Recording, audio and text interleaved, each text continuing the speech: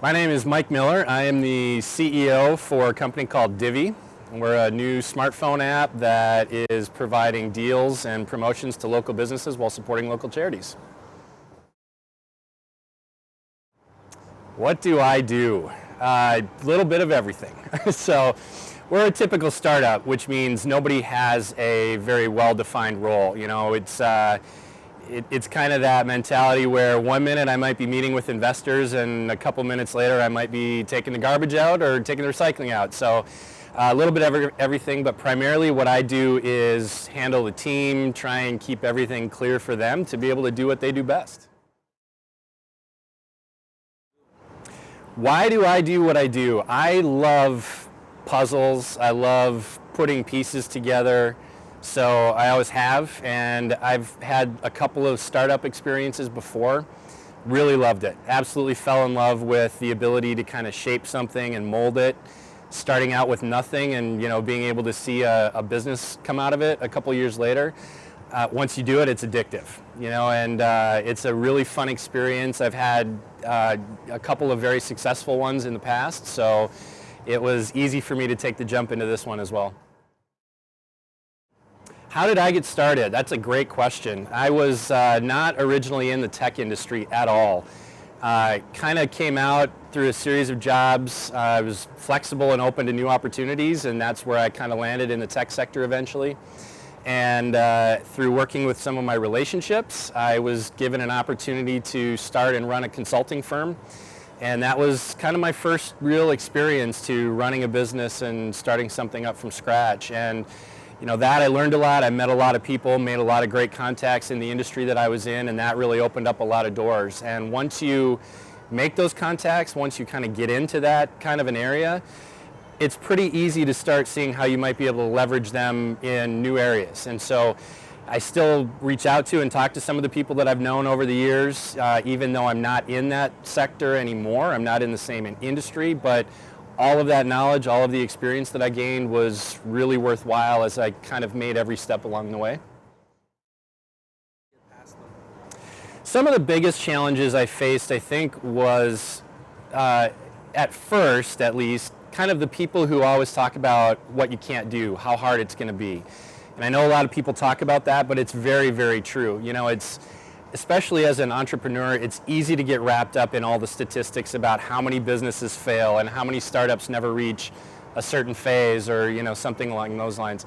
Very easy to kind of sit and think about that. You really got to put it out of your head. You have to come into it with the mindset that says, I'm going to succeed. If you start thinking about, well, if we don't make it, you're always going to kind of have that in the back of your head, and you're going to think about that. You're going to be saying, well, if I don't make it, it's okay because most people don't. Don't want to get into that kind of an attitude right off the bat, or it's going to be really hard to get out of it. So you have to go into it looking for all the positives and believing in yourself, saying, I know I can do it. Even if some other people haven't been successful, I know why I can make it successful. I have a great email from someone actually in this new enterprise, DIVI, when we were first starting out, and the subject line said, dead out of the gate. And it was somebody who just said, it's a bad space to be in, you're never going to find investors, it's too crowded, too many competitors. Here we are a year later, we're completely funded, we're hiring people, we've got phenomenal partners that we work with, and the sky is the limit. But I keep that and I look at that every week because it's great inspiration for me to say, okay, would have been easy, it's a fairly prominent person in the industry to say, okay, he's probably right. He's been there and done that and seen it, but we're proving it wrong. So the long-term plan for DIVI is that we definitely want to go national. We're starting out relatively small here in the Twin Cities. We are based here. We all know local businesses here. We know the local charities here that we all really love. And so it was easy for us to decide to start in Minneapolis and kind of stay here. That said, a lot of the charities that we're working with right now are national. So places like Make-A-Wish and Feed My Starving Children and Habitat for Humanity, United Way. A lot of these places will help us go to a national level pretty quickly. We're also starting to work with some national retailers like Arc'teryx. So in the, I would say, next 2 to 3 years, we want to be in about 20 to 25 markets nationwide.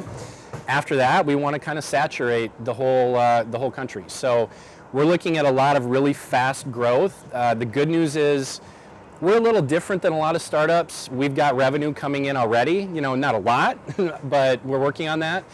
A lot of them are operating at a negative income or, at some kind of a net loss for years after they start. We're not going to be in that position, and that's going to help us, I think, really to expand a lot more quickly than a lot of other companies potentially could.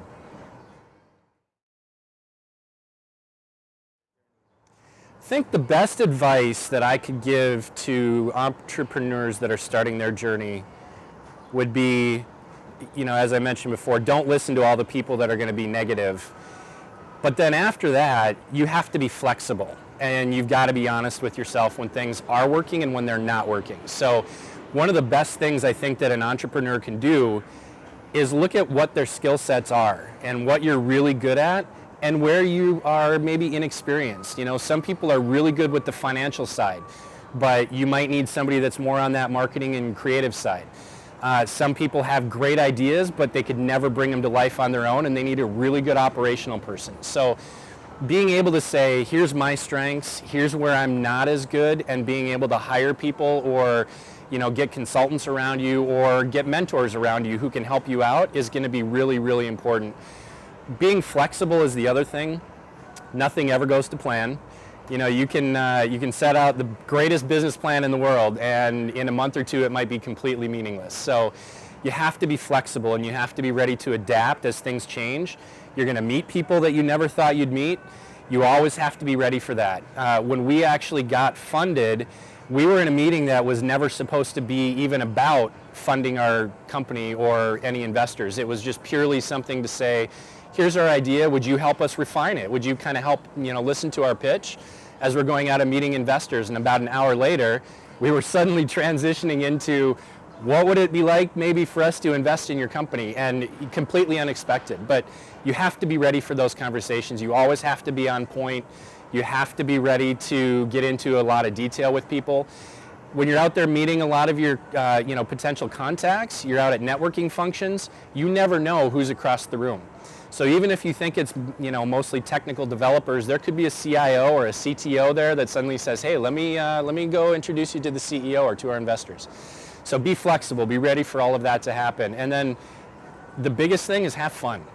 There's a reason why as an entrepreneur you're doing this.